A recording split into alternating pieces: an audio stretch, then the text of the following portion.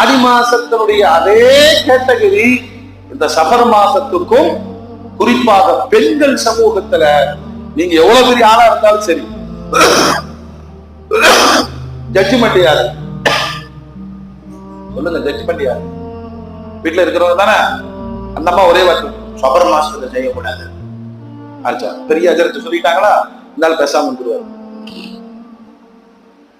அன்றைக்கு இருந்த மூட நம்பிக்கைகளில் மிகப்பெரிய மூட நம்பிக்கை சஃபருடைய மாதத்தை பீடையாக கருதுவது. அப்படி எல்லாம் நினைக்காதீங்க. எல்லா மாதங்களும் பரக்கத்தானது, எல்லா நேரங்களும் நல்லது. நீ பாவம் செய்தால் அதனுடைய விளைவுகளை நீ சந்திக்கணும், அவ்வளவுதான்.